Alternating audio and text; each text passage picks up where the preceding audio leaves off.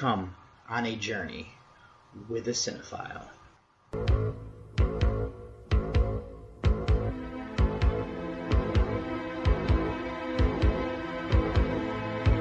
Wake up, sucker. We're thieves and we're bad guys. That's exactly what we are.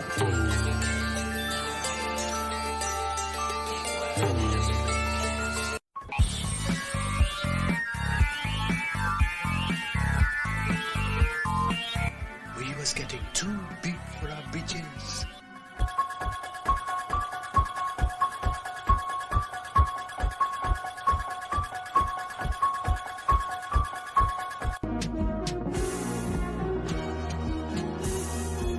What an excellent day for an exorcism.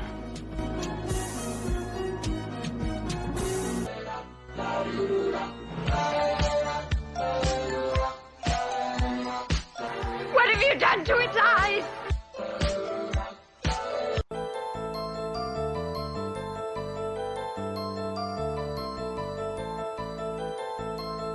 I said, I'm not gonna hurt you.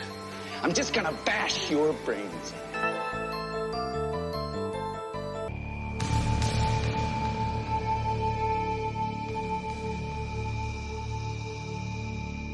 What's your favorite scary movie?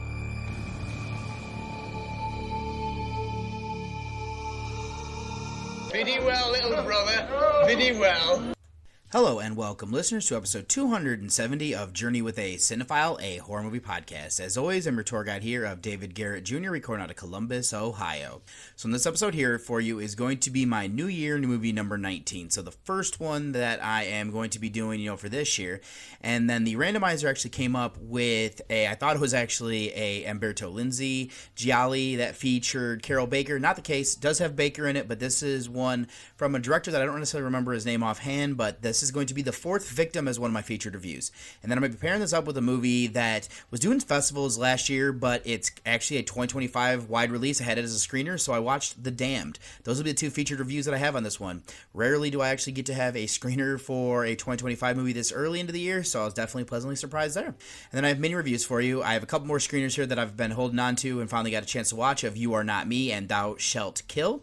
And then I also watched The Phantom of the Opera. This is from 1925 as I start my voyage through the fives. And then I also gave rewatches to Stoker and Before I Wake. And then I have a trio of shorts that I got to cover thanks to an actor that was in all three of them, and that is Timothy J. Cox. And I did Sundays with Dad, After, and Hard Truths. These aren't horror, but still wanted to give them a review just because he's such a good guy and he usually sends me over some good stuff. But first, let me do my monthly review. And for my monthly review here for December 2024, I watched 44 total films. So this one is actually going to be my second highest of all time. With 2018, I had 45, and then 2021, I had 44 as well. Now, horror movies, I watched 38, and this is actually going to be the highest I've ever done, which 2018, I had 37.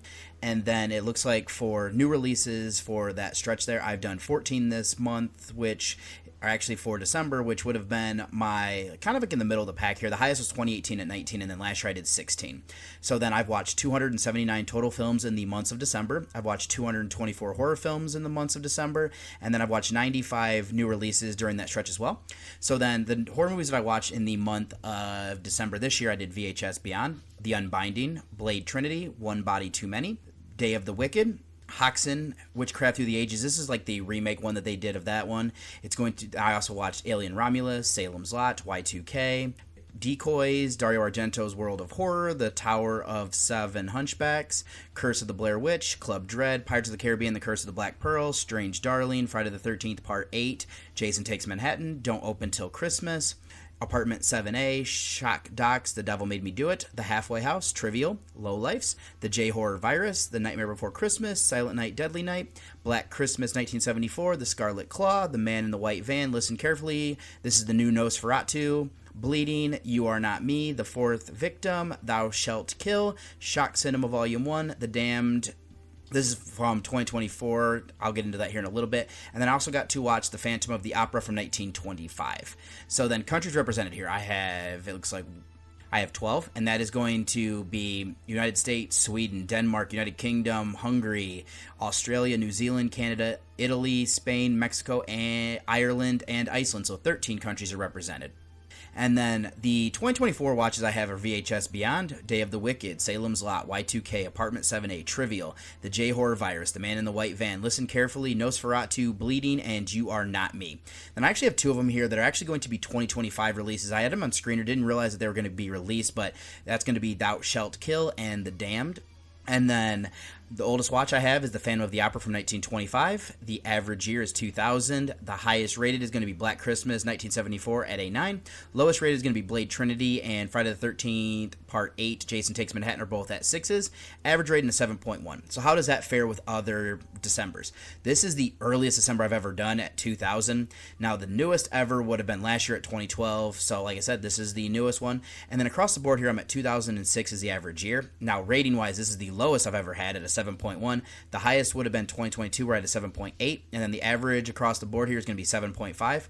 Now, percentage of horror here is going to be 86.36%. The highest I've ever done would have been 2019, where I did 93.1%, and then the lowest ever would have been 2022 at 62.79%. And then the average across the board is actually 81% of what I watch is going to be horror. So then I'm actually going to go through the stats real quick on Letterboxd. This is going to be missing one movie because Thou Shalt Kill is not listed on there yet. They have me at watching 66.9 hours. I had 59 directors, 8 countries, and 5 languages represented. Now, the year that I did the most of would have been 2024, of course, and 2023. There's some of the ones, some wide release stuff there. 1944, I had 4 films, and then 2004, I had 3. Now, outside of horror, the next highest genre would be thriller at 17. Then I had 7 comedies, 7 mysteries, 7 fantasy, then drama, animation, family, and documentary all at 6, and sci-fi at 5. And then the countries outside of the United States are going to be UK with 4 films, Canada 3, Spain 3, and Italy 2. And then my outside of English, Spanish, I had 2 films that I watched then. Now, the highest rated theme and nano genres are going to be horror, The Undead and Monster Classic at 9 films. And then the top nano genre is going to be slasher, murder, 1980s. I had 5 films there. And then it looks like in the month of December, I only had 3 actors that I watched multiple movies of. And that's going to be Johnny Depp, Kevin McNally, and Paul Rubens. All had 2 films. And just kind of seeing here. Now, the highest average is actually the last film that I got to watch, which would have been, I realize I need to include this on my list now, is going to be The Lion King. That was a 4.2. Lowest average is going to be Jason Takes Manhattan, as that's going to be a 2.1. The most popular is The Nightmare Before Christmas, 4.0 over there. Most obscure is Day of the Wicked. Newest is going to be Listen Carefully. This came out December 16th, 2024. The oldest is The Phantom of the Opera, 1925. Came out in April 26th of that year. The longest is Pirates of the Caribbean, Curse of the Black Pearl, and the shortest is going to be Curse of the Blair Witch, that documentary on there. So then, let me do some of the stuff here that I have for, I'll actually do my yearly review here as well, since this is coming up now. I had 127 2024 watches. That is the highest I've ever done, as last year I did 100, which was the closest. The lowest I've ever done would have been 2021 at 74. And then across the board here, I've watched average every year 94.4 new releases for those years. And then for horror movies, this one is actually going to be my second highest total at 397. The next highest would have been, actually the highest I've ever done was 2019 at 450.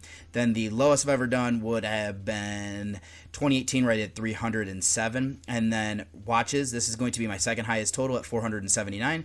The highest I've ever done, 2019 at 518. I've actually watched 2,586 horror films, 3,219 total films as I've been keeping track.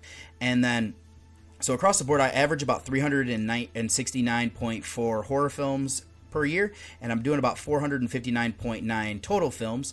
And then the average year, this is actually it's actually tied for my second lowest at 1998. Last year was my lowest ever, where 1996. Highest I've ever done was 2018 at 2,000. Across the board is 1998. Average rating is going to be a 7.4. And then this year I was at a 7.1, which is my lowest. The highest I've ever done would have been 2019 at a 7.6. Next lowest would have been last year at 7.2. And then this year I watched 82.88% horror films, which the lowest I've ever done would have been the first year I kept tracks, which I had 72.07, and that was 2018. The highest I've ever done was 2019 at 86.87%. Across the board, I'm at 80.13% of everything I watch is going to be horror films. So I just kind of wanted to include that there. And then kind of just running through here for 2024 is that my most seen actor was Johnny Depp at 25 films.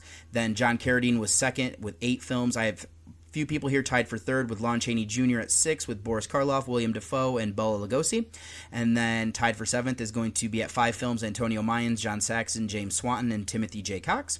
And then tied for 11th with 4 films going to be Peter Cushing, Jack Taylor, George Zucco, Queenie Leonard, Ralph Ineson, and Kane Hodder. And then tied for 21st with 3 films going to be Craig Hill, Christina Ricci, Joe Diakje, Vincent Price, Dan Hedaya, Gabriel Byrne, Udo Kier, Jessica Harper, Lance Henriksen, Dee Wallace, Angus Wright, Iggy Pop, Charles S. Dutton, Robert Englund, Henry Kolker, Dan Stevens, Annie Potts, Dennis Quaid, Michael Gambon, Christopher Walken, Flavio Mengozi, Kevin Spiritus, Winona Ryder, Robert Miano, J. Carol Naish, Evelyn Onkers, Tom Savini, Patricia Arquette, Heather Langenkamp, and Gwynn, Christopher Lee, Eldia Valli, Umberto Rajo, Kay Harding, Gordon Curry, Gene Parker, and Alan Maxson. So then for directors, I have 3 guys tied at the top here at 5 films of Jesus Franco, Dario Argento, and Lucio Fulci. Tied for 4th with 4 films going to be Wes Craven, Tim Burton, and Reginald Laporte. Then tied for 7th with 3 films, Guillermo del Toro, Kai Roach Turner, Mark L. Lester, David Gregory, Roy William Neal, and Mario Bava.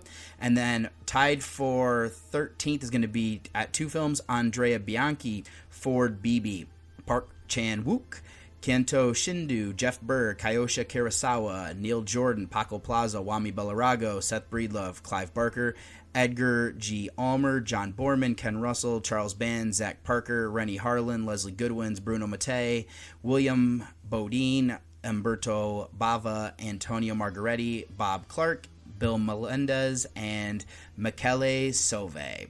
So then, for 2024, this has given me that I've watched, including shorts here, I had 503 films. I watched about a 780.6 hours worth of things. I was averaging about 41.9 movies per month, 9.6 per week. Kind of run through here. I'm not going to do a lot of this stuff here because I've already given it to you for the most part. My next highest subgenre would have been thriller at 172. UK was coming in at second with 52 films. Italian with 24 is going to be the ones there. And then just kind of come down here. Is this my highest average that I watched of anything was Memories of Murder. Lowest average is going to be Night Swim at a 1.7. Most popular was Poor Things. Most obscure was a short that I got to watch of A Terrible Place. The newest actually coming out in 2025, which is going to be The Seductress from Hell. The oldest thing I watched was Dante's Inferno from 1911. The longest was The 101 Scariest Horror Moments of All Time. And then the shortest I watched was a short called Jack. And then the only thing I was going to do for all-time stats is I was going to say is that I'm up now to 4,767 films logged, 8,108 hours watched, 2,953 directors, 70 countries. I've been on a 336-week longest streak. I've had 705 movies were 2-day movies is what I meant there. And then I was going to bring this all the way down here that my most seen film, going to be kind of a hard one to top, is going to be A Nightmare Before Christmas at 7 times. The most seen actor is still going to be Samuel L. Jackson at 50 films, with Christopher Lee and Johnny Depp coming in right behind him at 42, with Bela Lugosi at 35, Karloff at 34. And then I have William Dafoe at 31 coming up behind them with Lin Shaye, Peter Cushing.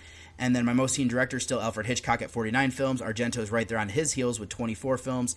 I've seen 18 of John Carpenter's, 17 of Wes Craven, Lucio Fulci 16, tied with David Cronenberg at 16. Then we have Brian De Palma at 15 films, and then Mario Bava and Tim Burton coming in after them at 14 films respectively. So that's all I'm going to do here then for this monthly and yearly review. So what I will say is thank you so much for listening, and I hope you enjoy coming on this journey with me.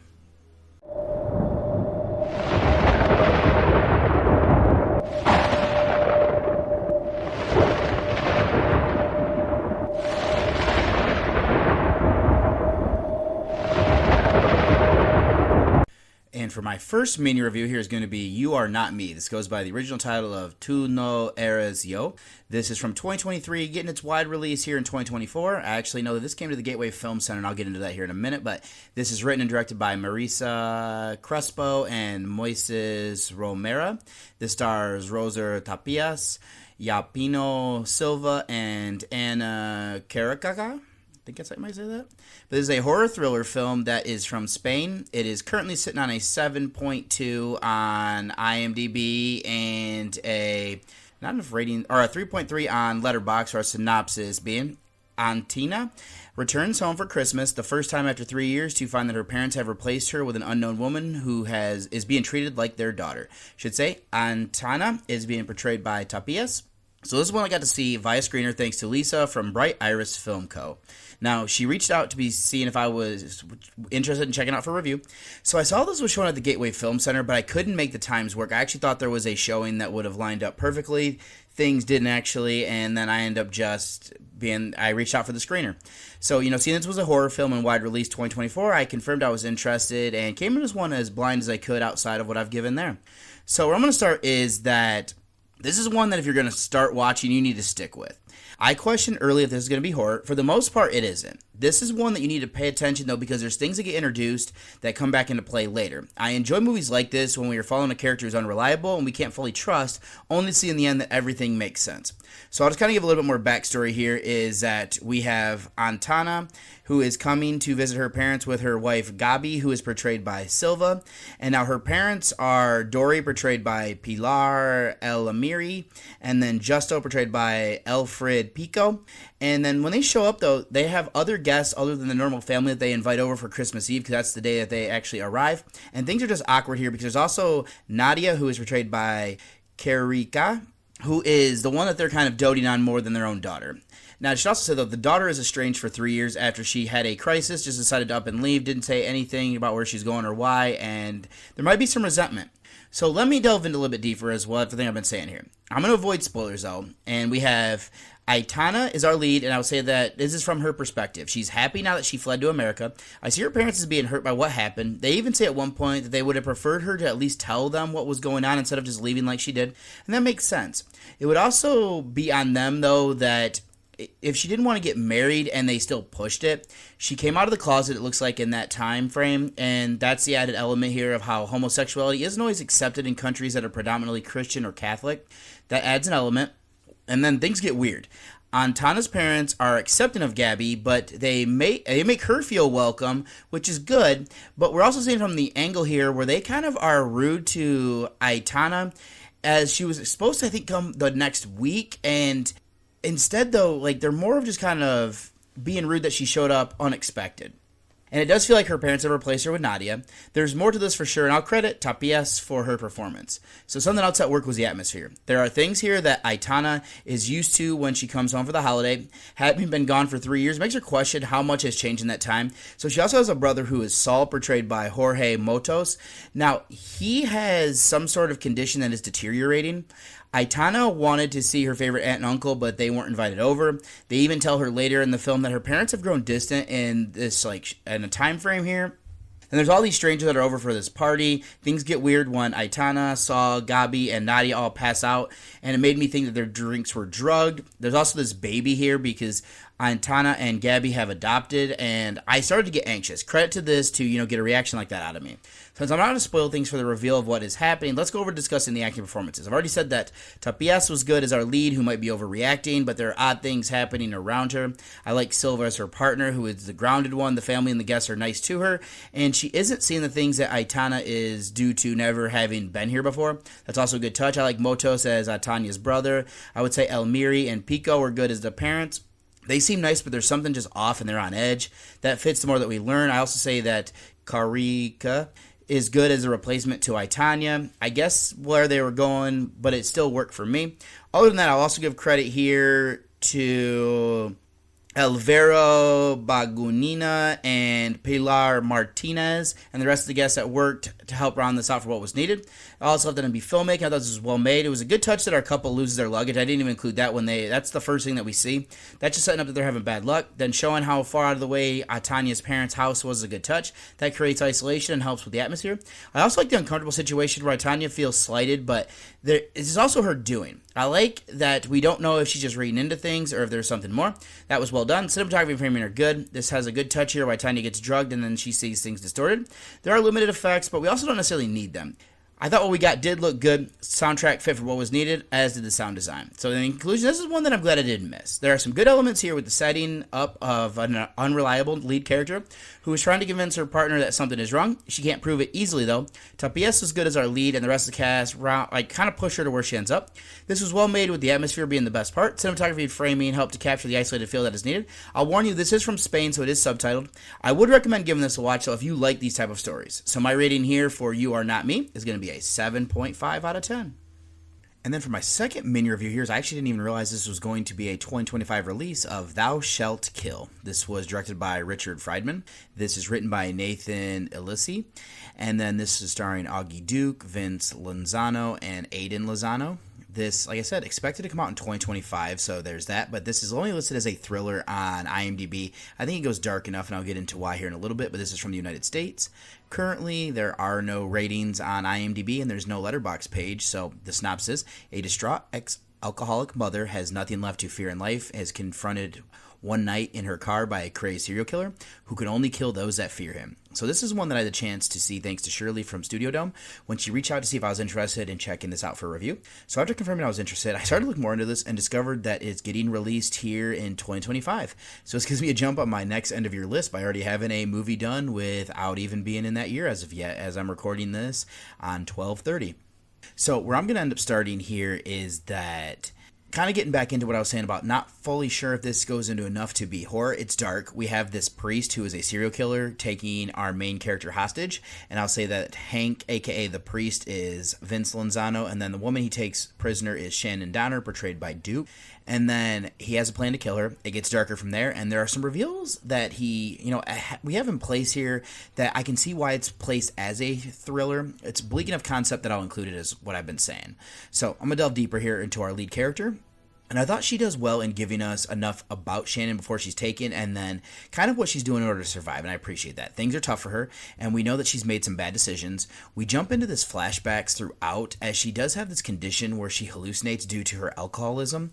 So she has a son of Elby, who is portrayed by Aiden Lozano, and then he was adopted by her as well as her soon-to-be ex-wife of Jamie Donner, portrayed by Delilah Andre. And I like what they're doing here is that the moment that is kind of a catalyst here is that LB cracked his head open while she was drinking. I like that we're developing the story here that makes more sense as to why Jamie wants full custody during this divorce. It also gives her something to talk about to the priest while they're driving. I think that Duke does a good performance here. She needs to pretend to be drunk at different times and also feel like she's broken from everything that's happened. So I do think that all is believable here as to why she is the way she is, but I also have some gripes here that I'll get into later. So then, let's discuss the priest. I believe later we learn that his name is Hank, as I was saying. He's a recovering addict himself from heroin and cocaine, who got clean and then entered the priesthood. He was a chaplain for a homeless shelter. There's an interesting story that we get here as he's given up on people after a tragic event happened. It broke his will to do good, and then he goes Old Testament here, wanting to be the wrath of God. Something interesting is that things he's killing people for are on the 10 Commandments. Now, murder is one of them, but he feels justified for what he's doing. Thought Vince Lozano brings a good menacing feel to the role with his look and demeanor, so that helps. Let's then shift over to a major issue I have, and I won't spoil this since it hasn't been officially released yet. What I will say, though, is that they introduced early that Shannon has a condition where she's developed through her alcoholism where she hallucinates. These can be things that are happening to her without realizing it, and then it's used well at times. It's even used for foreshadowing, and that's something I appreciate. My problem is that the nightmare sequences and then something that happens late annoys me. There is a bigger issue that I have with this film, so I was disappointed after that. I will then discuss filmmaking, and I think this is made well enough. There are, working with a low budget here, so that helps to keep this confined to Shannon in the priest's car for a majority. There's something unnerving about driving toward your death that ramps up the tension. There's even more of their back and forth, learning more about the characters. That means there are limited effects. I do think that at times this is hurt since we just needed to trim a bit more for that to work since it is kind of dialogue heavy. This is a slow burn. I do think it could be trimmed though to help that run tighter. Other than that, the soundtrack fit for what was needed. So then let's finish out with the acting. I already said the two leads are solid, so again, I'll credit Duke and Vince. Aiden Lozano, I'm guessing is a child who's related to Vince in some way, was fine. He isn't great about showing emotions, but he is also a child, so I'm not going to pick him apart. Andre is solid here. I like that that she's completely justified in what she's doing, but we're seeing this from Shannon's point of view, and I'd say that Mallory... Oh, actually, let me go ahead and it's Tom Malloy, who is Jeffrey Leibowitz. He is the attorney for Shannon. And then there is also, that I wanted to give credit here to Alexis Iacono, who is Danielle. That is Shannon's sister. I think they're good here to kind of fill in some backstory here as well as to push it to where characters will end up. So this has some interesting elements to me. In conclusion, I think that the interaction between a religious killer that needs his victims to fear him and then pairing it up with a woman who has given up due to the card she's been dealt, thought this made for an intriguing character study for them both. Duke and Vince Lozano were solid in their portrayals. It's a low budget that doesn't necessarily hamper what we're getting. The cinematography and framing help to hide the seams there. My issue is that we have a story trope here that I'm not a fan of. I'm not going to spoil what it is, but it hurts how everything played out for me because I think it kind of diminishes it. It's also too slow of a burn. I'd say that this, if you like movies like this, check this out and see how it works for you. So for me, though, I have to come in the dead center middle here, as I thought Thou Shalt Kill is going to be a 5 out of 10 for me. And for my next mini review is going to be my first of the voyages through the fives, and that's going to be The Phantom of the Opera from 1925. This is directed by Rupert Julian, and then there's also some uncredited work here by Lon Chaney, Ernest Lamel, and Edward Shedwig. Now, this is the novel is a celebrated 1910 one from Gaston Leroux. Now, there's some untitled or some uncredited work here by Walter Anthony, Elliot J. Clausen, Bernard McConville, Frank M. McCormick, Tom Reed, Raymond L. Schrock, Richard Wallace, and Jasper Spearing. Now, this stars Lon Chaney, Mary Philbin, and Norman Carey. This is a tragedy horror film that's from the United States. It's actually an early Universal film. Currently sitting on a 7.5 on IMDb and a 3.7 on Letterboxd, or Synopsis being a mad disfigured composer seeks love with a lovely young opera singer. So this is probably the second version of the story that I've ever seen. My sister showed me the one with Gerard Butler, and I decided to check this out for the roots. I have a fascination with silent film, so that was another reason I sought this out. This is probably my first time seeing a Lon Chaney film as well. So I'm now giving this a second watch as the critical eye as part of my voyage through the fives, as I was saying. And so then for this one, where I'm going to start is that I've probably seen close to 10 different variations in the story. Something interesting is how old the novel this is based on and how it can still be adapted. I remember the play coming out in the early 90s, and I have seen it on stage while I was in London. Just a tale that's still relevant with the fear of the unknown. That was something I wanted to start my thoughts off with. Now, something that's intriguing here to watch it with mother and eyes is the toxic masculinity of the Phantom, who is portrayed by Lon Chaney, and that character's name is Eric. At first, everyone thought he was a ghost. He was a man who was in exile that knows all of the hidden passages inside his old building, so I can see the confusion. The Phantom is a tragic character. In this version, he looks like a monster. Now, he's been shunned his whole life due to that, and it's made him bitter. The issue that I have is that he believes that he made the character of Christine Daae, portrayed by Philbin in this version. But now, she has her own talent, and I know that he's been coaching her, but, there is some kind of gaslighting there a little bit, in my opinion. And he's even upset with her because she was already, before they even met, in love with Raoul, portrayed by Carey in this one. It's crazy that a movie that is 100 years old has commentary that is still relevant like this. Now, where I'm going to go from there is that I've touched on in my other reviews of this version of this story that I love the play that they're doing with Faust. There's a meta look at that story and, how it's being told. Even if you know Faust, and I'm assuming that if you're listening to me, you probably do, but I love the idea that, that's a play about a man who sells his soul to the devil to gain immortality. That is what Christine is doing here with the aid of the Phantom, and that's the goal for, most performers on the stage, or even or on film. She isn't ready for the consequences, but that's something that still impresses me. So now, where I'm going to go here, there's nothing more story-wise, so let's go over to the acting performances. There are elements of everybody going over the top, but, we have stage actors who are transitioning to this new medium. Chaney as Eric the Phantom is great. I'll get to his look later, but he just is a legend of early cinema. I'm more impressed with each of the works that I see of his. Philbin is attractive for the era. She works as Christine, who, is put in a situation that isn't her fully doing. I did like Carey as Raoul, even though he's more of a secondary character and a kind of a catalyst for these events. There's also this odd character of Ledoux, portrayed by Arthur Edmund Carey. He's stoic until the climax, where that feels more like a convenience to help everything progress, but everyone else seemed to kind of fit their roles for what was needed. All that's left then to discuss would be filmmaking. This being an early film, I can't judge it on its technical merits, too hard. I did think that cinematography and framing were solid to capture these great sets. The opera house feels grand. The dungeon underneath has an eeriness about it. There's also this fear that you could get lost. This, has elements of the old Dark House films that would be popular in decades to come. The effects are limited, being as it's early in the history of film that we are in. I'm not shocked there. I do know that Chaney did his own makeup back then. I love the weird look he gave the Phantom. It is one that I knew before seeing, and it still holds up. I'm not sure of the music that was supposed to go with this. The version I have fits. I do think that it runs a bit too long, could be trimmed to run tighter, but still flows well. So in conclusion, this is the first iteration of the story of the film is impressive. It's even more so that this age of the novel that still kind of works today. This version does well with its commentary on toxic masculinity. Chaney gives a great look to the villain. I thought that the acting was solid across the board. Filmmaking techniques are limited, but still early into the history of cinema. I do still like how they were able to capture how grand this opera house is and the treacherous dungeon beneath it. I'm hard-pressed to say that this isn't a great version of the story, but I still want to give credit with how iconic it is and its place in history. Worth a watch if you're into, this era or interested in the history of horror. So my rating actually has come up this time around for The Phantom of the Opera, 1925. I'm now going to give an 8 out of 10 to.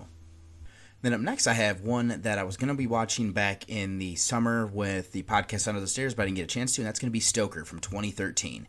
This one is directed by Park Chan-wook. It was written by Wentworth Miller, stars Mia Wasikowska, Nicole Kidman, and Matthew Goode.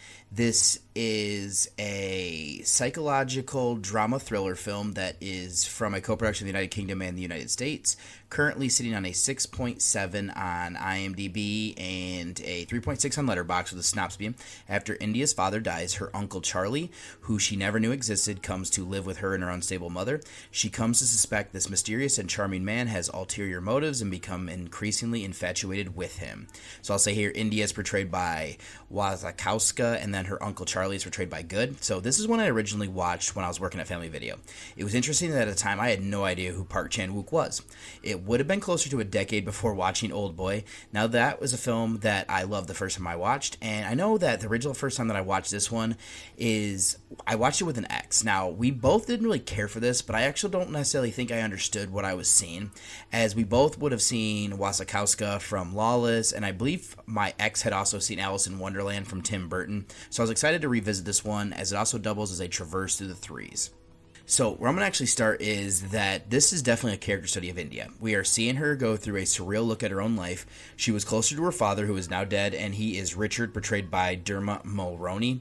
And we see that they used to go on like hunting trips, and there might be a little bit more something to that. I even love that right after we learn that like he ends up dying on her birthday, that we have these two women that were cooking that were gossiping. So there is a line that of something important that had happened to him for him not to be home for India's birthday. So, had to have been something to pull him away like that. So since he's gone, she is lost. It doesn't help that her mother is now infatuated with her uncle. They don't know much about him, and I think that adds to the intrigue. Wasikowska is a great lead here. She plays it in such a subdued way that I think it works so well for taking on that role. Let me then shift over to talking about Charlie. I like that at first he's this ominous specter that India sees at her father's funeral. It makes sense that he'd be there. Now, Charlie and Richard are brothers. Why he isn't at the service directly makes him creepy.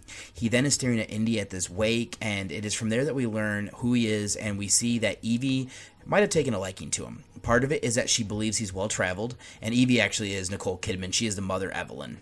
Now, Charlie has this exotic nature that he spent all this time overseas. I like how that's set up, and then there might be more to it that we learn. Not everything is as it seems either. There's a good touch here, and I think that Goode plays this role well. He brings in arrogance, and the more that we learn about him, we peek behind this facade. Now, moving away from the story here, before I move away from the story, there's another element here that I want to flesh out. India doesn't seem to talk much in school. We don't get a lot of that outside of something that a bully of Chris, portrayed by Lucas Till, says. What I like here is that she is bullied by him, in fact. Or actually, Chris goes to hit her, and she defends herself in a way I wasn't expecting. That was a good touch there. It sets the stage for something that happens later, and there's some good writing and filmmaking with that as well. As there's also another guy who actually stands up for her at school, and he is Whip, portrayed by Eldon Ehrenreich. And then I'll also go out and discuss the rest of the acting here. I've already said how good Wasikowska was, and I would say that Goode is right there as well. And then Kidman was great here in this supporting role. I love that what I love is that we hear her grief, even though things weren't going well with her husband. We then see her fawning over Charlie. She then gets more desperate with how she feels with him pulling away, not realizing that he has his eye on her daughter. She slips into an almost stoic state from there. It is understated, and I think that's how the role should be played exactly. Mulroney is good in his limited role, the same with Jackie Weaver. She is actually the sister to Charlie and to Richard. What is good there is that she starts to the breaking of Charlie's character.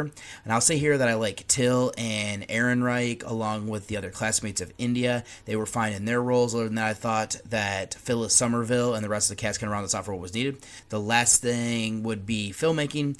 What I'll say here is that Chan-wook just excels. The cinematography and framing are just gorgeous. There are multiple shots here that I was impressed, and I even noted it during my watch. I'll say here that we have some good transitions and pairing up scenes that are with normal things that are terrifying. Something to include here is that this isn't necessarily a horror film in the traditional sense. It's more about the mood and atmosphere, plus knowing that these characters are capable of and the effects that we get are subdued, that doesn't detract. I also love the theme song for this film. There's something just eerie about it that works. The rest of that fits for, building the atmosphere, and I also think we have some solid sound design as well. So, in conclusion, this is a film that I didn't fully appreciate the first time that I saw it. I'm glad that I've now given it a second watch, being a more seasoned cinephile. What we're getting here is a showcase of how good of a filmmaker that Chan Wook is. The cinematography, framing, and editing are all great. There's some interesting character study of our lead, and then with Wasikowska does an excellent job with Kidman and Good, also solid to push her to where she ends up. I do think it's just a tad bit slow. It does meander in the later second act into the third. The ending, though, is great for what they're building to. This won't be for everybody, but I enjoyed this even more with this time around. So my rating here for Stoker is now a 8 out of 10. And then my last review here on these mini reviews for a feature before I jump into those shorts is going to be Before I Wake. This is from 2016. It was directed by Mike Flanagan, who co-wrote this with Jeff Howard. This stars Kate Bosworth, Thomas Jane, and Jacob Tremblay. This is a drama, fantasy, horror, thriller film that's from the United States. Currently sitting on a 6.2 on IMDb and a 2.8 on Letterboxd. Or a synopsis being: a couple adopt an orphaned child whose dreams and nightmares manifest physically as he sleeps. So it's one that I remember originally watching when I was searching the high seas. In my defense, the reason that I was struggling to find distribution. It is now on Netflix. I know that I've seen this one a couple of times, showing it for a movie night some years back as well. So this was selected when Duncan was doing his this year's summer thing here on the podcast Under the Stairs of that horror head-to-head. I was on that episode, but I wanted to give it a rewatch because it had been years since my last watch. So I'm going to start is that ahead of seeing this one, I had heard about it, and I knew about the director here of Flanagan on podcasts. Now, to that point, I would have only seen Oculus and Hush. It was this one that solidified him as one of my favorite modern horror directors that kept building on with things like Dr. Sleep and Gerald's Game. So I even thought that his prequel that he did of Ouija, Origin of Evil was solid. I just wanted to set that up before, delving a bit more into my thoughts here. First, I did want to include that Flanagan didn't want this movie to be portrayed as a horror film, and I agree with him slightly. At least that's what I read. That could explain the issues with distribution as well. So there's a heartbreaking story here. I feel bad for Cody, who is portrayed by Tremblay, as his mother passed away from cancer, and then since then he's bounced from foster families. Tremblay does such a good job of being like a sweet and polite kid that you can't understand why he's having issues finding a permanent home. It is then through his gift that it makes more sense. I'll include something this film hits me in the feels every time, and I cried during this last viewing. Part of it is just thinking about what would happen if my daughter Mackenzie was in this situation. The other thing is that he's just a boy. He's trying to find he's doing his best to prevent things, but he can't control it though either. Credit to Tremblay and the filmmaking to get that reaction out of me. Then let's discuss the parents here. I'll start by saying that they're both good. Mark, who is portrayed by Jane, has moved on from what happened to their son of Sean, who is portrayed by Antonio Evan Romero. Now, he had died in an accident. Now, Jessie, who is the mother here, portrayed by Bosworth, is attending group therapy, which is fine. She still carries resentment towards Mark and blames him in a way. Now, she sees a chance to heal through Cody. It isn't fair, though. I did like that Mark calls her out on this, since it's kind of a variation on abuse, and what she's doing here is that she keeps showing things of Sean to Cody, and then while he sleeps, he manifests it, and it's making her happy, or at least it's kind of helping her to see this child at least one more time. So this is made as like a redemption tale for Jesse's character that I think works well. Bosworth and Jane are both great in their roles as well. I did want to shift this over to filmmaking and starting with the creature. I'm not going to spoil it, but I will say that the reveal of the Cankerman, I like what they're doing there. It's a heartbreaking concept. Cankerman in this is being portrayed by Topher Bosquet. Now, this is something interesting to have being told as a nightmare story to Cody. The look of the Cankerman is so creepy, so credit that. Now, there is CGI here for this and the manifestations that Cody projects. I don't have an issue there since this is a boy's interpretation. Things aren't quite right, like butterflies missing antennas. That's a good touch. The cinematography and framing are also good. There's a couple moments there where we see something and a character does it. That creeps me out. I like what they do with having things come together for a bigger image. Other than that, the soundtrack and design helped build the atmosphere needed. I'll then finish out with the acting performances. I've already said what I thought about Bosworth, Jane, and Tremblay being all great. I did want to reiterate that I love all three who are doing dealing with grief and trauma in different ways. We also have Annabeth Gish here, who's out as a social worker who brings his family together. Bosquet does good things with his body to bring the Cankerman to life. I did like as well here Dash Mihawk, Jay Carnes. I'd also say here that Hunter Wenzel plays a bully that Cody is dealing with. And then we also have Kayla Deaver, who is a little girl that Cody is friends with at school until things kind of happen. There's also Scotty Thompson as the teacher, and the rest of the cast just kind of round this out for what was needed to push our three characters to where they end up. Now, in conclusion, this is one that I know I'm higher on than other people, but it just does things that work for me. It also hits me in the feels, so I kind of get that reaction. I credit it. There's some good writing here. I love the explanation of what the Cankerman is and why it's haunting this boy. Bosworth, Jane, and Tremblay leading the acting performances, with the rest of the cast kind of pushing them to end up. I am forgiving of the CGI since there are manifestations from a boy. This is well made other than that, with the cinematography framing leading the way there. This holds up for me and still rather enjoy this one. Now, my rating has come down. I did want to say that, but this is also one I'd recommend it more to non-horror fans. It is heartbreaking, but has a good character arc. So, my rating here for Before I Wake is going to be an 8 out of 10 after this most recent watch. Then I have a short film here that I had a chance to review, and that's going to be Sundays with Dad. This is from 2024. It was directed by Thomas Angeletti, and then he had co-wrote this with Timothy J. Cox, who also stars in this with George R. Hildenbrand. So this one, a little bit different from what I normally do, is this is a comedy drama that is from the United States, and is currently not enough ratings yet on IMDb to have an average over there, and I would say over on Letterboxd, I would say between a 3 to a 5-star movie or short over there. And the synopsis is, Ben is a widower who misses his wife Maggie, but finds solace in his weekly meetings with his actor son Jason. On this day, he reveals to Jason that he has hired a prostitute, not for sexual favors, but for simply companionship. So I would say the dad here is Ben, portrayed by Hildenbrand, and then Jason is the son, portrayed by Cox. So this is a short film that I got the chance to check out thanks to our co-writer and star of Cox. He's a local actor that has sent me a few different works that he's been in for review. Since I love to support independent cinema when I can, I agreed to check this short out for a review. So I'm not going to do more than like a recap, but the synopsis is pretty perfect. I'll fill in here by saying that Ben is sitting outside listening to music when Jason arrives. They have good banter back and forth. What I love is that you can feel the care between these two, which captures the heart that this short needs. Now, what I'll say here is that this is all dialogue. We are sitting with these two outside chatting. They move over to a table as they have their lunch together, which are sandwiches that were brought over by Jason. There's no real conflict here, but we do have a tough thing for Ben to share. It stems from Jason finding a piece of paper inside that has information about the service that his father went through to find this companion. It would be a hard conversation to have, especially with your child. It makes for comedy, though, so that mission was done. That was something that I wanted to give credit for. Now, if you know me, I tend to judge shorts on whether they tell a complete story or if there's more that can be fleshed out. This definitely falls into the former category for me. I mean, I guess you could expand it out and show more of the interaction with like Ben, or if you wanted to kind of develop that relationship more between him and this lady that is visiting him. This is well done, though, to making both characters feel believable. I felt the warmth in the heart, so that was successful there. It not only does this through the actors' interactions, but also from the stories that Ben tells. He explains why he wants companionship and how he misses his wife. It started to make me reflect on my family since I watched this while everybody in my house was sleeping. I will then say here that Cox and Hildebrand's acting was great. They feel like father and son. I don't know how long these two have known each other, but the chemistry to make this short work is there. This is also simply made. They're in a backyard. We have a good static shots of them in their lounge chairs and then an outdoor table. There is realism, though, since I can think of having conversations in either of these settings in my real life. It is something I can appreciate for sure. So by the end of this, I'm just going to say I'm recommending it. Watching this after having a stressful day was the last thing that I did before going to bed. This is a well-made short with good heart, and it definitely is also heartwarming. So my rating here for Sundays with Dad going to be a 7.5 out of 10. And like I said, if you can find this streaming somewhere wherever you find shorts, I would highly recommend it.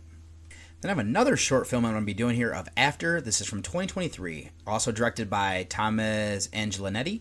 This is written by Timothy J. Cox. It also stars him with Bette Metcalf, and this is a drama from the United States. It doesn't have enough ratings yet over on IMDb, and over on Letterboxd, I would say between like a 3 to a 4-star over there. And the synopsis is, after the murder of a police officer's son in the line of duty, a father who is a veteran police detective must choose between following the law and seeking vengeance. So this one, I got the chance to check out when Mr. Cox sent over the link to see this one and see if I was interested. Now, I normally only review horror-related content. Now, since he is local to where I live in Ohio and has done things in the past that I've enjoyed, I wanted to check this out and help spread the word, because I was also familiar with the director here as well as his co-star from other things. So now that synopsis does well in giving you an idea about this short. Now, it starts as Annie, who is Metcalf, and her father, who is Michael, portrayed by Cox, are coming home from the funeral. Now, he is broken from what has happened. Annie isn't doing well herself, but I get the feeling that she's holding it a little bit better together because she's doing the best she can. They both can't be completely broken. Now, this gets tense when Annie tries to comfort him and offers him a drink. Michael starts to go hard. He then reveals that due to being a police officer, he is going to bend the rules to get revenge. Annie is shocked by what she's hearing. There are good elements here about their ethnic background to help explain why. She also doesn't believe this side of her father and that she has seen. Now, due to the short runtime of 18 minutes, they use every second and reveal elements subtly, and that's impressive. Now, what also makes this work is the performance as well. Both look haggard, which fits. They're dealing with the loss of a sibling and a son, respectively. I couldn't even imagine something happening to my daughter or my sister. If there's a person who manages it, then if somebody does it, I could see getting revenge. It also makes me wonder what I would do. Now, there's even this step farther that Michael is a detective, so he can pull strings to make things happen. I do like incorporating this idea that's a hot button issue. It also makes you wonder if you could access to certain help, whether is it morally right, do you accept it? That's something that I think works in its favor. Now, due to my closing thoughts here, I thought how I judge short films. They tend to either be ones that I think could be fleshed out more to tell a complete story, and this is a good one where it falls kind of into both categories. Now, we get an interesting look here at these two broken individuals that dealing with grief in their own way. How they deal could also affect their relationship going forward. There's also this route here that you could see a forgiveness story or even one of healing. We don't need it, but you could go either route here where this does tell a complete story, or you could flesh it out more. So this is a short film that I'm glad I took the time out to check out. I'd recommend this if you want to see a family drama around a tragedy where there's a greater implications that come from it. This is one of the earliest things from this crew that I've seen. It's also interesting to see how they've developed from here to newer works as well. So my rating for After is going to be an 8 out of 10. And then my last short that I'm going to be covering here is going to be Hard Truths. This is from 2023, directed by Maya Hamed. This was written between Thomas Angelinetti, Timothy J. Cox, Paige Hoover, and then Hoover and Cox also star in this with Joy Cap, as well as, I'll just go ahead and run through because it's not a very big cast here. We also have Ira Cross and Patrick Johnston. So this one here is a drama from the United States, currently sitting on not enough ratings on IMDb to do a average, and the same thing over on Letterboxd, but I would say majority of the ratings over there are sitting on about a 4-star movie, with the synopsis being, Peter Gibney is a longtime agent who is known in the modeling industry for being kind, generous, and supportive of the people he represents. Now, model Hope Harmon has been with Peter the longest of all of his clients, close to 15 years. He tries to book her with an important client, but unless she is willing to undergo, in their words, dramatic changes, he's at risk of losing the job. So I should say Peter being portrayed by Cox and Hope by Hoover. So this one was a short that I got the chance to see thanks to co-writer and star of Cox. He sent me the link asking me if I'd be interested in watching for review. Now, since I've enjoyed the projects he sent me in the past, I was willing to watch this one even though it doesn't fall into the genre, which is what I normally review. I decided not to recap the synopsis since that goes so well in laying the foundation for what we needed here. So we start in the car, though, of Peter. I thought he does well in showing that he's stressed about a decision. He goes inside where Hope is modeling. There's a good touch here that he's been in the industry for a while since Meg Barnes, portrayed by Cap, talks to him. We see they're on good terms, and the rest could be said that same thing for like Danny Harmon, who is Johnson. He seems to be Hope's boyfriend, but he knows something is up and he warns Peter. There's also a photographer here of Lemuel Lem Griffith, portrayed by Cross. So this all leads to Hope and Peter going into a room to talk. We see that he's stressed about telling her about what the client said. What is good, though, is that we see that Hope has heard this before. She's upset that Peter even asked. I don't fully fault him there. He could have just turned down the job and never have said anything, but it's also catch-22.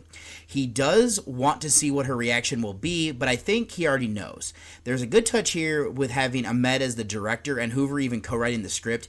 Brings a feminine touch that men can't fully grasp. This is really just kind of showing the dangers and kind of issues with the modeling industry. I'll then shift over to talking about the acting performance here, since it's what carries it. We follow Cox until he sits down with Hoover. I like that we can feel the stress until they start talking, and then we get her frustration. I think they do an excellent job as it feels like they know each other that well, so they can kind of talk freely. Cox means well, even though he's upsetting her. I do like where things end for that discussion. The rest of the people, we kind of help to frame the characters, which is good.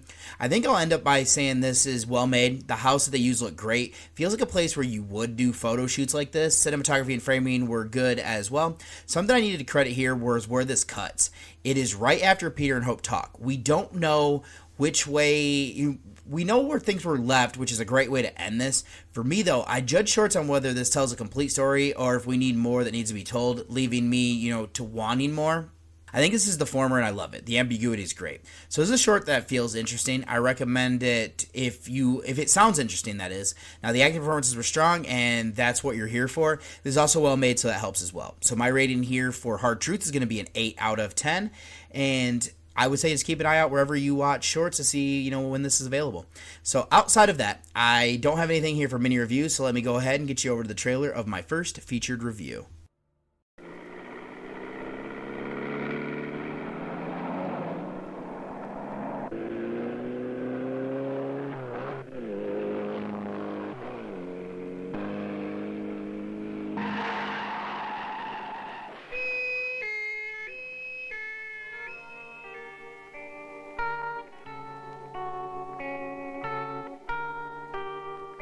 You've got to get me out of here. I'm afraid. Julie, who are you talking to? What are you doing with that gun? I was cleaning it. I thought I'd go shooting later today. Now, who are you calling and what are you afraid of?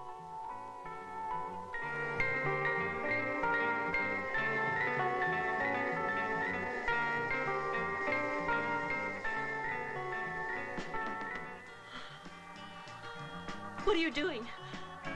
Why did you bring me here? To help you die. In the same place a man of Frank died. Hey, Frank! You'll never guess your wife's here. Get out of here, Julie. Can't you see I'm busy? I'm getting bored. Yes, I bet you are too, Frank. Let's think of something really interesting to do. Frank, does Julie still trust you?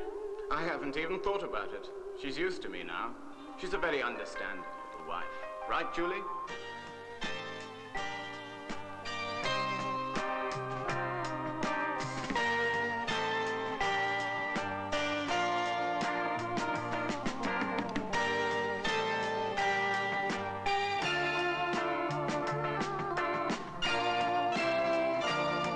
When you married each of your prospective wives, were you in love with them, or were you merely interested in their fortune? Yes, I loved them. And were you still in love with them at the moment of their death? The most important thing in my life has been love. I can't live with a woman that I don't love. Answer the question. Did you or did you not love them at the time of their death? No, I did not love them. You deceitful little bitch, I'll break your bloody neck! Is that what you did to Gladys? Julie!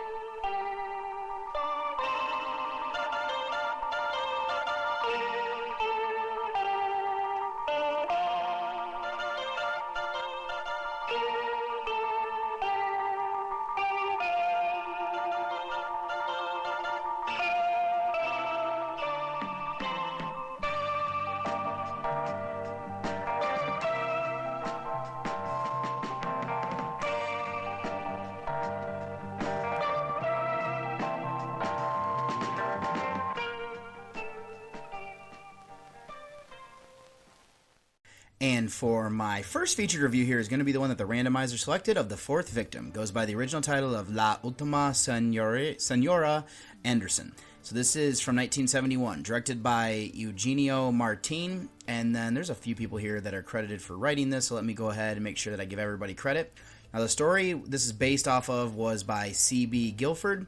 Now the screenplay was written amongst Vincente Coelho, Santiago Moncado, and Sabatino Ciuffini, and then Eugenio Martin also helped out writing there.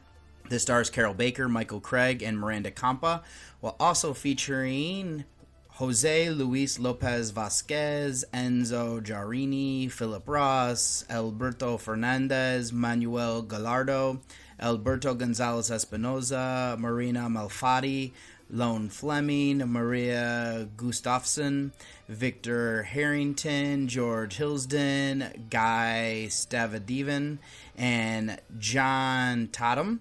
Now, this is a mystery romance thriller film that is a co-production between Spain and Italy, currently sitting on a 5.7 on IMDb and a 3.1 on Letterboxd, with our synopsis here being: a wealthy Englishman finds his third wife dead.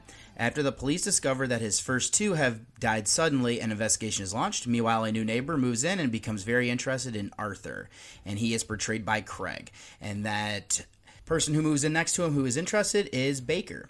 So this is one that I learned about on podcasts. It popped up more than once, so it went on my shorter list of ones to check out sooner, even though I'm pretty sure that shorter list, I'm not going to digress there. But so it was selected, as I said, by a randomizer for my segment here of New Year, New Movie, and I was pleasantly surprised to see that this starred Baker, as I like her work in these gialli films. So let's do some feature notes, and I'll start with our director of Martin. He has directed 22 films, and this is the first that I've seen. Has done 6 in genre with his top 3. I actually didn't even realize he did Horror Express. That's on my short list as well. Then he also did A Candle for the Devil and Hypnosis. Now, I'll also give his credit here as a writer, as he has credit on 15 works. This is the first that I've seen. Has 3 in genre, with me not seeing A Candle for the Devil or La Capilla Ardenti. The next will be Coelho, who has wrote 52 features. This is the first that I've seen. Only one that he's done in genre. Then over to Moncada. They wrote 45 movies. This is the second of theirs that I've seen. Wrote 11 in genre. Now, I have seen A Hatchet for the Honeymoon. Now, the top 3 that I have right now are Cutthroats 9, The Corruption of Chris Miller, and Belle from Hell.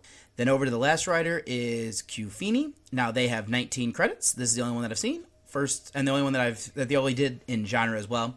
Then let's drop down to our cast. Now, first is going to be Baker. Now, I know I brought her up when I was doing that Umberto Lindsay double feature a year or so ago around the same exact time.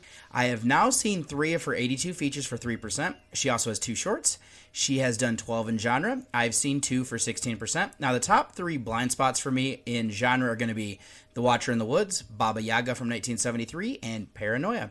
Then there's her co-star of Craig. I've seen him in 2 films. He's done 54 total. Not horror, I've seen Sapphire from 1959, which I didn't double check this one. I do believe this might be a Hitchcock film. Now, he has 4 in genre. I have not seen Turkey Shoot, Vault of Horror, or Inn of the Damned as of yet. Then last will be Campa. Now, she has 36 pictures. I've only ever seen this one. Now, she has another one in genre that was called Lust of the Vampire. Another one that is on my short list of ones to check out here at some point. Then let's jump into the movie here. We start in a small village where we have Felicity Downing, portrayed by Campa, as she rides her bike. We then shift over to a large estate where there's a woman in the swimming pool. Now, this woman is slumped over, and it looks like she's kind of just passed out. So this place belongs to Arthur. The woman in the pool is his wife of Gladys, portrayed by, I believe it's Gustafsson. Now, it turns out she's dead. Felicity gets Arthur's attention before he leaves, as he was getting ready to drive off. And I'll also include here, since this is the only bit of trivia that I found on IMDb, he drives a BMW. So Arthur and Felicity go about the funeral arrangements, and then there's like an Inspector Dunphy, who is portrayed by Vasquez, who interrupts before it is finished. The reason is that this is the third wife of Arthur. All have died of different causes, and he has had an insurance policy out on all of them. Now, the company that does the insurance, they're the ones requesting an investigation. Inspector Dunphy is leading it, and he's from New Scotland Yard. Now, Arthur tries to lay low, and he comes home to find that somebody is using his swimming pool. It is Julie Spencer, portrayed by Baker. She's been using it while he was gone and didn't think it would be an issue, and I actually believe here that he might have went out of the country or just kind of went on a little mini holiday, but Arthur is intrigued by her and seeks her out since she is the neighbor. Now, the two get close and spend time together over this next week. It gets to the point where she wants to go to the next level, and he tries to leave the country. I mean, for good reason here, because if he does get involved, too deeply with somebody, that's going to make him be even more suspicious. So she stops him, though, before he gets on this, ferry boat type thing, it shows that she has taken out an insurance policy on herself, making him the beneficiary, and says that she wants to marry him.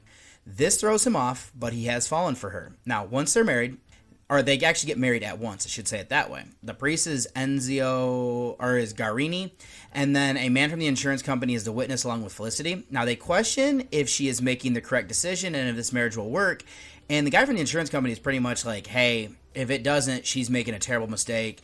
If it is, then they might be happy. But there are secrets here that need to be revealed, and not everyone is who they say they are. Julie realizes this when she has a run-in with a strange woman outside of her house, and this woman is played by Mel Fadi. So that's where I'll leave my recap next to the characters. What I want to start is that this is an interesting little gialli. It caught my attention from the opening sequence where Gladys dies. I could see the authorities and the insurance company being worried about the number of wives that have passed away that were being married to Arthur.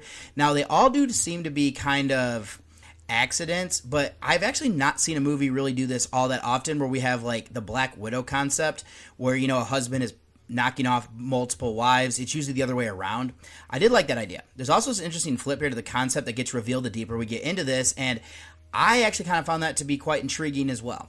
So what I'm going to end up saying here is I'm not going to spoil the ending or the reveal. What I will say is this does well in making you question if Arthur did in fact kill his other wives. I know the first one died in a car accident. The problem there is that she drove his car and the brakes went out, so it could be suspicious there. I don't recall what happened to the second wife, but they do an autopsy on Gladys. It turns out she was dead before she was, in the swimming pool. Kind of eerie there, kind of weird. I did like this concept here that Arthur needs to prove that he didn't kill her and he's not planning on killing Julie. Because, that really falls into that Gialli type idea here where you have a character who's not a police officer trying to do the investigation to clear their name. My only gripe here is that this thread goes nowhere. Outside of the police showing up to prevent her from being killed, and that would be Julie, the issue is that there's another reveal that happened, shifting the focus away, and I think that Craig does a solid job here. I did want to say that before I moved away from this little segment, but the story just kind of lost its way. So I'm going to be careful here, and I will say is that Julie might have spent some time in a mental hospital. That adds an element since she was there due to going mad because it was thought she might have killed her first husband. When that information was revealed, I loved it. There's a local member of the police, I believe this is Harrington, who was part of the investigation, so that was a good touch. There's something tense here that maybe if Arthur did kill his previous wives, that she could be after someone who is just as dangerous as him, like both of them having killed somebody previously. Who's the more dangerous one? Neither one of them might be safe. Even though I don't love how this plays out, I did enjoy that part of the story. Let's then discuss the rest of the acting performances. I already said I like Baker in her role. Something I'll admit here is I did kind of guess how she was connected. There was something additional that I didn't, so that was kind of a bonus there. Campa works as this housekeeper who's fond of her boss. I like how she's willing to lie to keep him from being arrested. Vasquez is interesting here as Inspector Dunphy. As, being from New Scotland Yard, you'd think he's probably going to be a good police officer.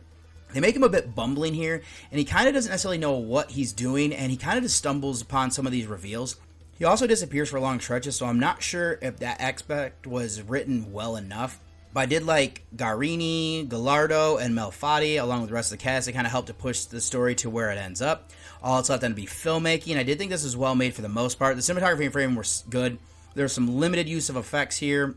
But this is because it's more of like a mystery and developing that. So you're kind of doing more like, who is the killer here? Is there a killer here? I did like Arthur's place. Julie's is even better. We aren't there for very much of it though, and there's kind of a good reason to that. Other than that, I did think that the soundtrack here, I enjoyed it. We have some of those elements of jazz that you'd find in these type of movies. Not a top level score for a giallo, but still fit for what was needed. And in conclusion, I don't think this is the best giallo that I've seen, especially one with Baker in it. I still enjoyed my time. There are some good elements of the story. I like learning about the past of that Arthur has and then his new bride Julie. They rush into marriage and that adds tension. The acting was good by Baker and Craig. The rest of the cast kind of pushed them to where they end up. My only gripe for the story is that it seems like learning if Arthur killed his wives was important, and then it just kind of seems to lose that thread completely. I'd still recommend giving this one a watch, as I rather enjoyed my time. Again, not the best in the subgenre, but I definitely have seen worse. So, my rating here for The Fourth Victim, going to be a 7 out of 10 here. There was no trivia on the IMDb page, and I'm not going to do a spoiler section. I don't necessarily think there's anything there that I need to delve into any deeper. So let me go ahead and get you over to the trailer of my second featured review. Late one night, when everyone was in bed, there was a knock at the door. May the Lord protect you from harmful sea creatures and dangerous pirates. Go.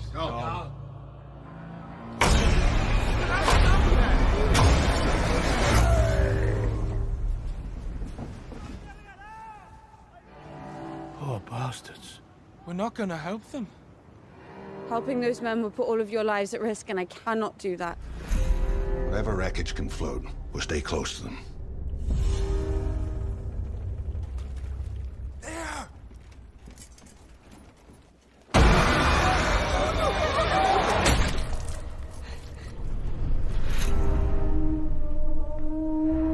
I've seen evil trying to get in here.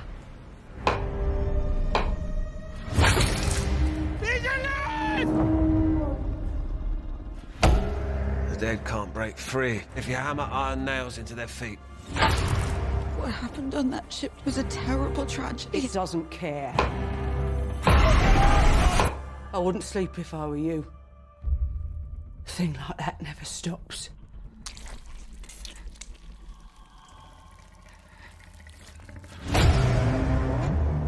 It's never too late to ask for forgiveness for what we did.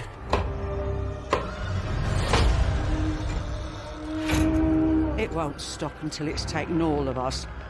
Keep it away! Keep it away from me!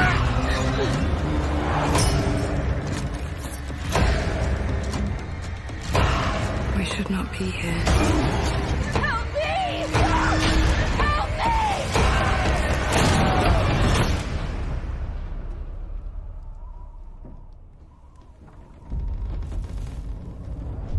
Living always more dangerous than the dead.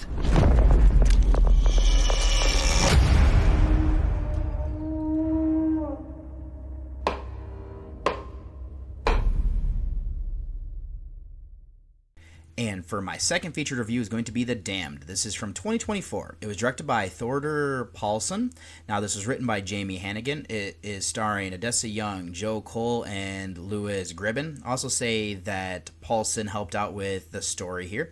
And this also features Shaiben Fineran, Francis McGee, Rory McCann, Turlo Convery, Michael Oglan, Arner Gray, Andrean Spigurson, and Guillermo Araya. Now, this is a drama horror mystery film that is from a co-production of the United Kingdom, Ireland, Iceland, and United States. It is currently sitting on a 6.4 on IMDb and a 3.3 on Letterboxd, or a synopsis. A 19th century widow is tasked with making an impossible choice when, during an especially cruel winter, a ship sinks off the coast of her impoverished Icelandic fishing village. So this is one I got the chance to see thanks to Amelia from Strike Media. Now, she sent over a screener and let me know that this was slated to be released early in 2025 over in the United Kingdom. Also figured out that it's doing the same thing here in the United States. So since I struggled to find new releases, I decided to make this a featured review. It saved me time during a stretch in the year. This is appreciated. Other than that, I came in blind just knowing that this was a Nordic horror film because that was the big font on the top of the press release. So let's do some featured notes then. I'll start with our director here of Paulson. He has helmed 2 movies and 1 short. This is the first that I've seen and his first work in genre. Now, he also came up with the story, and this is his first credit in this role. Then over to the writer of the screenplay, that would be Hannigan. This is their second feature they've written, first that I've seen and that they've done in horror. Now, there's also an assistant director here of William Quarles van Oeford. Now, they have 7 credits. I've seen this along with Dunkirk, that they've done the same role in. Now, only one they've done in genre. Now to our cast. First, our star of Young. She's been in 22 features and 7 shorts. I've seen her in 2 things. The other thing was the remake of The Stand. Now, she has 4 in genre, the 2 being Assassination Nation, which I was meaning to see when it first came out. I didn't think it was horror back then, so I missed it. And the other one she was in was Face Your Fears, thriller shorts for adults from 2020. Then her co-star of Cole has been in 24 movies and 4 shorts. I've seen him in 2 things. Both are considered horror on Letterboxd with this and Green Room. Then I'll look at Gribben's filmography. He has been in 8 movies and 3 shorts. First work of his that I've seen. Been in 3 things in genre, with the other 2 being Get Duked, which I've seen the poster before, just not seen the movie. And then he was also in The Severed Son from 2024. I also wanted to give credit here to McCann, just because I know him from Game of Thrones as the Hound. He's been in 22 movies and 1 short. I've seen him in Hot Fuzz, Jumanji: The Next Level, and Clash of the Titans. Has 2 in genre. I've seen only this one, and then the other one is that he's been in was Ghost Rig from 2003. Alright then, let's jump into this movie here, and we start with some voiceover narration from our lead character. She is that widow from the synopsis of Ava, portrayed by Young.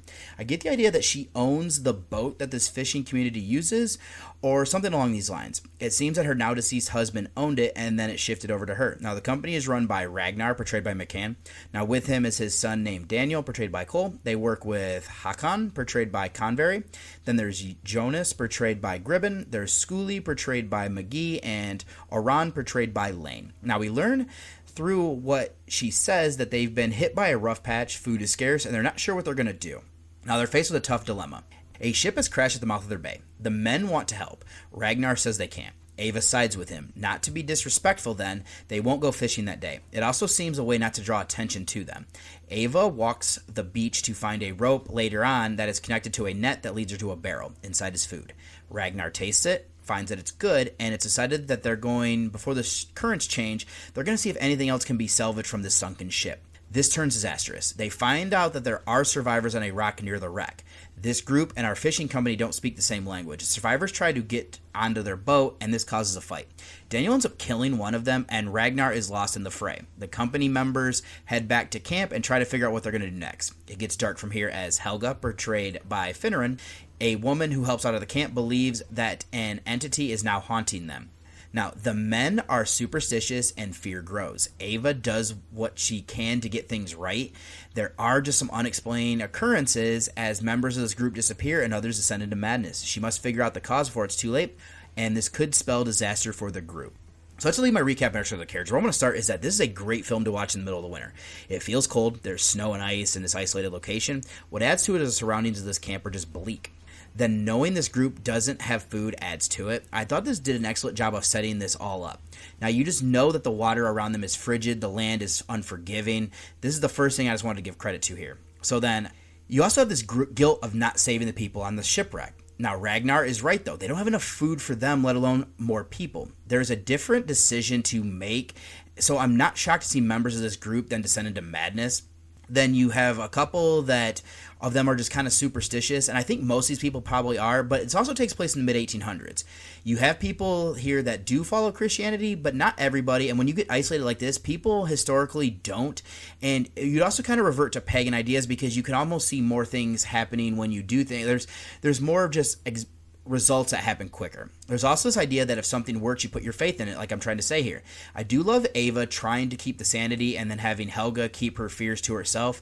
Then when you have this other woman disappear, it's hard to not worry even more. There are just two things that definitely work together in building tension, especially when you are cold, hungry like they are here. Now, this is listed as folk horror.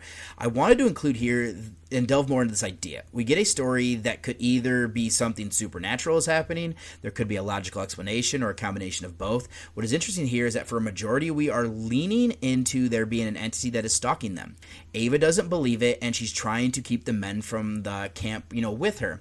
There are things that can't explain, though, and she's on the verge of descending with them. She's also seeing things, so there's also that, but is this because she's scared? Is this because she's hungry? We don't know. There are things that she can't explain, like I was saying. We do get an explanation, though, at the end. It allows us to decide up until that point. I don't love where it goes, but I respect the filmmaker's decision. I'll then shift over to discuss the rest of the filmmaking. I've already, gushed over the setting. Cinematography and framing help there for sure. There's something that is just breathtaking about the capturing that bleak and coldness. It also displays that isolation there. Now, there are limited effects used. I'm not sure how much of this is practical and how much of this is CGI, but what helps is that sometimes it's out of focus. There's something here that you see something behind a character they just don't. That gets under my skin, so credit there. I'd also say that the soundtrack fit for what was needed in building that atmosphere. All the stuff that would be acting performances. I thought that Young was good as our lead. She is in over her head after Ragnar goes missing. She's doing her best, but I love that she starts to wonder. McCann is solid as Ragnar. I like how he just commands so much respect, and there's despair when he is lost, which, that feels real.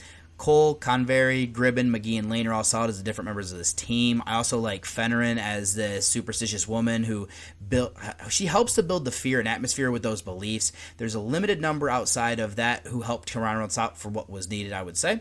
So then there isn't any trivia on the IMDb page, and then in conclusion, this is an interesting folk horror film to help kick off 2025. The best part here is the setting and how the filmmaking techniques are able to capture it. That makes it almost a character in itself. The acting performances, especially from Young, also help there as we watch this group try to survive and not lose their minds. This is more of a character study, watching them to try to get through these elements. I'd also say this is well made with a soundtrack and designed to build tension. Even though I don't love where this ends up, I still think this is one that's worth a watch if you enjoy movies like this. Be warned, it is a slow burn as it develops these elements. So my rating here for The Damned 2024, technically getting its wide release here in 2025, is going to be a 7 out of 10. I'm not going to do a spoiler section. I don't necessarily think there's anything I need to delve deeper into there. Outside of just spoiling things and kind of giving the ending, but since this is so new, I'm not going to do that. And let me go ahead and get you over to one last break before I close out the show.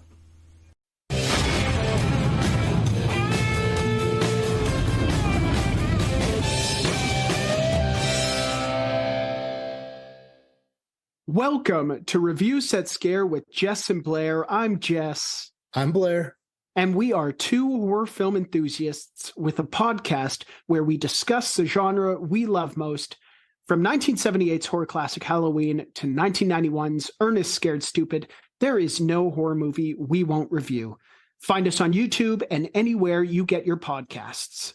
So remember to stay scary. And eat every sandwich. Bye, guys. Bye.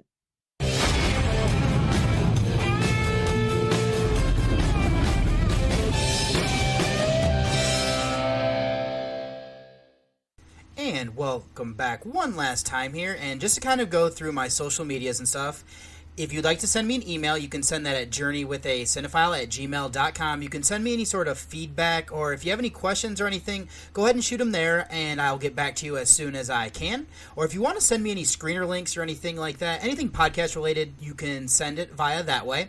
If you'd like to read any of the written reviews, I'll direct you to Reviews of the Dead, and that's horrorreview.webnode.com. If you'd like to become friends with me on Facebook, I'm David Michigan Garrett Jr. On Twitter, I'm Buckeye from Mish. Letterboxd, I'm David OSU. On Instagram, I'm David OSU87. On Threads, I'm David OSU87. And then Journey with a Cinephile has its own Instagram at Journey with a Cinephile, all one word. Now, all of these ones I will be sharing like my ratings on, whatnot.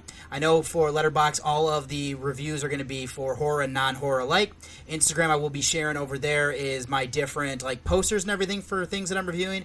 My personal account, you might see some personal pictures every now and then if I can remember to take them. And then, kind of same thing for Threads. And then Journey with a Cinephile is going to be more of just kind of posting podcast-related different stuff over there. And I'll also direct you to the Nightclub Discord channel, as I have a little section over there where we have some good conversations. I post all of my reviews and any new podcast episodes or some of the things I'm watching when I actually have time to post that. So keep an eye out over there, and I'll have the link for that and everything else in the show notes there. And then I'm also going to direct you, a way that you can actually listen to the show is going to be through the Pod Nation TV. This is a streaming service and everything like that. There will be a link in the blog posts for all of my episodes, so if you'd like to listen to it that way, it's kind of a cool little thing. You can definitely do that through like Roku TV, and there's some other apps for it as well, just as another way for you to consume this podcast if you decide to. There's also a lot of other great shows that are on that network as well. And for my next episode, going to be another of these New Year, New Movie, and the randomizer actually selected Open Water, so I've been intrigued to check this movie out. I've heard some good things from different people, so I'm excited to give that one a watch. And then I've actually got a screener here that I'm going to be watching for something coming to Screenbox of Lizzie Lazarus. Kind of read a little bit through the synopsis that was provided to me, and it sounded good, so I didn't want to spoil too much outside of that. And then my voyage through the fives is going to be The Bride of Frankenstein. I'm going to give this one a rewatch, and I'll also kind of watch more of these movies and see if I get any more screeners or anything like that. But if not, I've got a whole list of movies that I'm trying to work through as well. So I don't think there's anything else I needed to say here for this outro, except thank you so much for listening, whatever you do today. Hope you're safe and doing have a great time out there. This is your tour guide of David Garrett Jr., and I am signing off. It had been a wonderful evening, and what I needed now to give it the perfect ending